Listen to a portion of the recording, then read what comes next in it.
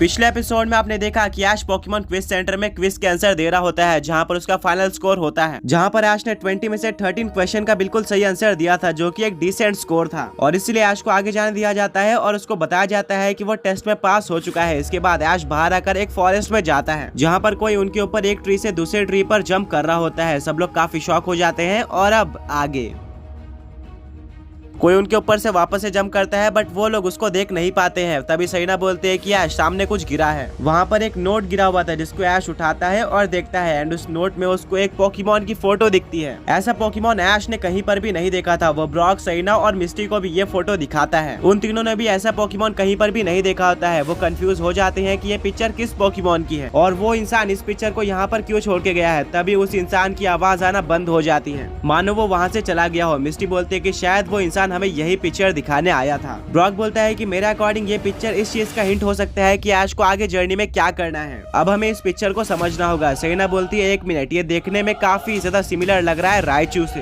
Brock, मिस्टी और ऐश भी इस बात से एग्री करते हैं। ब्रॉक काफी ज्यादा सोचता है और बोलता है कि ऐश को रिसेंटली कैरोलिना से एक सीक्रेट एवोल्यूशन स्टोन मिला था, जिसके बारे में हमें नहीं पता था और अब क्योंकि ये रायचू से काफी ज्यादा सिमिलर लग रहा है, तो क्या ये हिंट है कि हमें ऐश के पिकाचू को इवॉल्व करना होगा आगे बढ़ने के लिए। ऐश बोलता है नहीं, मैं अपने पिकाचू के साथ ऐसा कभी भी नहीं कर सकता हूँ, वो पिकाचू के फॉर्म में ही बेस्ट है। सहीना बोलती है कि ऐश अगर तुम्हें पोकेमॉन मास्टर बनना है तो तुम्हें सारे रूल्स और रेगुलेशन फॉलो करने होंगे। ये भी एक टेस्ट हो सकता है पोकेमॉन मास्टर का और तुम्हें अब अपने पिकाचू को इवॉल्व करना ही होगा। ब्रॉक बोलता है कि सहीना, ऐश और पिकाचू काफी क्लोज है, मुझे नहीं लगता है कि ऐश अपने पिकाचू को कभी भी इवॉल्व करने वाला है एंड अगर ऐश चाहता भी है तो भी पिकाचू खुद इवॉल्व नहीं होने वाला है। ऐसा हमने इंडिगो लीग में ट्रैवल करते हुए देखा था। फ्लैशबैक दिखाया जाता है जहाँ पर लेफ्टिनेंट सर्च का रायचू काफी ज्यादा स्ट्रॉन्ग था, वो सारे पोकेमॉन्स को डिफीट करते जा रहा था और अब ऐश की बारी थी लेफ्टिनेंट सर्च को चैलेंज करने की, जिसके लिए ऐश अपने पिकाचू को यूज करता है। वहीं पर एंटी सर्च अपने रायचू को यूज करते हैं। रायचू काफी ज्यादा बुरी तरीके से पिकाचू को डिफीट कर देता है और पिकाचू को पोकेमॉन सेंटर में आना पड़ता है। इसके बाद नर्स जॉय हमें सजेस्ट करती है कि हमें अपने पिकाचू को इवॉल्व कर लेना चाहिए, जिससे वो रायचू के फॉर्म में आ जाएगा और एंटी सर्च के रायचू के पावर्स को मैच करके उसको डिफीट कर सकता है। एक टाइम के लिए ऐश भी मान गया था पिकाचू को इवॉल्व करने का, बट पिकाचू इस ऑफर को रिजेक्ट कर देता है। वो इवॉल्व नहीं होता और अपने बात पे रहकर वो आगे जाकर रायचू को अपने पिकाचू के फॉर्म में रहकर ही डिफीट करता है। सहीना बोलते हैं कि ऑसम, इसके बारे में तो मुझे कोई आइडिया नहीं था। मैं हमेशा सोचती थी कि आखिर पिकाचू इवॉल्व क्यों नहीं होता है और अब मुझे उसका आंसर पता चल चुका है। ब्रॉक बोलता है कि हाँ, पिकाचू काफी ज्यादा स्पेशल है।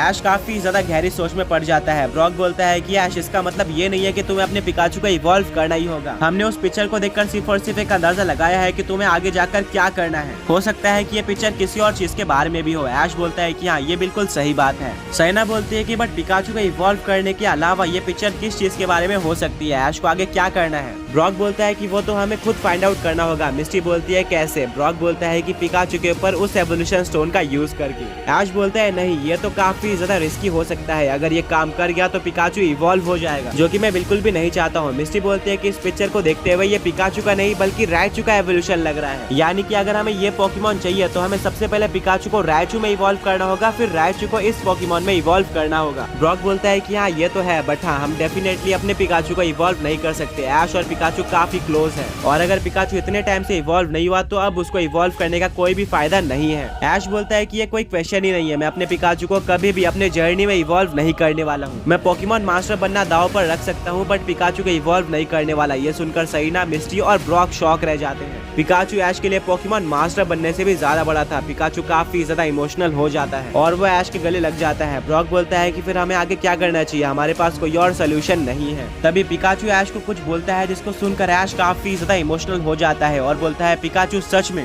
तुम इवॉल्व होना चाहते हो। पिकाचू हाँ बोलता है, बट ऐश अपने पिकाचू को अब इवॉल्व नहीं करना चाहता था। ब्रॉक, मिस्टी और सहीना को भी पता था कि पिकाचू फोर्सफुली इवॉल्व होने के लिए कह रहा है, वो भी इवॉल्व नहीं होना चाहता, बट क्योंकि पिकाचू ऐश की पोकेमॉन मास्टर बनने की ड्रीम को फुलफिल करना चाहता है, इसीलिए वो ये चीज बोल रहा है। सब लोग काफी ज्यादा गहरी सोच में पड़ जाते हैं और सोचना स्टार्ट कर देते हैं कि अब हमें आगे क्या करना चाहिए, क्योंकि अगर यहाँ से कोई सोल्यूशन नहीं निकलता है तो डेफिनेटली ऐश पोकेमॉन मास्टर नहीं बन पाएगा। पाएगा। ऐश अपने बैग से उस सीक्रेट एवोल्यूशन स्टोन को बाहर निकालता है जो कि कैरोलिना ने उसको दिया था। ब्रॉक वो एवोल्यूशन स्टोन ऐश से ले लेता है और उसको देखने के बाद वो बोलता है कि ऐश तुमने क्या एक चीज नोटिस करी? अगर हम एक थंडर स्टोन की बात करें तो उसमें इलेक्ट्रिक का साइन होता है, वहीं पर एक वाटर स्टोन ब्लू कलर का होता है, फायर स्टोन होता है ऑरेंज कलर का, बट इस सीक्रेट एवोल्यूशन स्टोन का कलर बिल्कुल मिक्स्ड है। ये एक पर्टिकुलर कलर को रिप्रेजेंट नहीं करता है। तो मेरे अकॉर्डिंग से सिर्फ और सिर्फ रैचू ही नहीं बल्कि काफी सारे पोकेमॉन्स इवॉल्व हो सकते हैं अलग अलग पोकेमॉन्स में जिनको हमने कभी भी नहीं देखा है। ऐश बोलता है कि हमें किसी और पोकेमॉन पे इसको ट्राई करना चाहिए। ब्रॉक बोलता है बट अगर ये काम कर जाता है और हम इसे सही तरीके से यूज नहीं करते हैं तो ये वेस्ट हो जाएगा और शायद ही हमें कोई नया सीक्रेट एवोल्यूशन स्टोन मिल पाएगा, क्योंकि हमें ये कैरोलिना ने स्पेशली दिया था। इसके पहले हमने किसी के भी पास ये एवोल्यूशन स्टोन नहीं देखा था। तभी ऐश अपने पिकाचू के तरफ देखता है और बोलता है पिकाचू क्या तुम सच में इवॉल्व होना चाहते हो? पिकाचू काफी देर तक सोचता है और कुछ भी आंसर नहीं करता। ऐश बोलता है कि अभी तक मेरी जर्नी काफी ज्यादा अच्छी और स्मूथ चल रही थी, अब मुझे समझ में नहीं आ रहा कि आगे क्या करना चाहिए। ब्रॉक बोलता है कि ऐश अभी भी हमारे पास टाइम है, हमें जल्दी में कोई भी डिसीजन नहीं लेना चाहिए वरना ये फैसला तुम्हें पोकेमॉन मास्टर बनने के एक कदम पास ला सकता है बट काफी सारे कदम दूर भी लेके जा सकता है। ये बात सुनकर ऐश काफी ज्यादा डर जाता है और वो बोलता है कि हमें आगे ट्रैवल करना चाहिए और साथ में सोचना चाहिए कि अब हमें आगे क्या करना है। ऐश, ब्रॉक, मिस्टी और सरीना उस पिक्चर को ले लेते हैं और आगे बढ़ना स्टार्ट कर देते हैं फॉरेस्ट में, जो कि उसके ऊपर अटैक कर देता है। ऐश अपने पिकाचू को थंडरबोल्ट यूज करने बोलता है पर पिकाचू ऐश की बात नहीं मानता एंड अर्सरिंग का अटैक ऐश के ऊपर लग जाता है। ऐश इंजर्ड हो जाता है, तभी पिकाचू थंडरबोल्ट का यूज कर देता है जो कि अर्सरिंग के ऊपर लग जाता है और अर्सरिंग वहाँ से भाग जाता है। ऐश वापस से खड़े होता है और बोलता है पिकाचू तुम अजीब तरीके से क्यों बिहेव कर रहे हो? पिकाचू का कोई भी आंसर नहीं आता है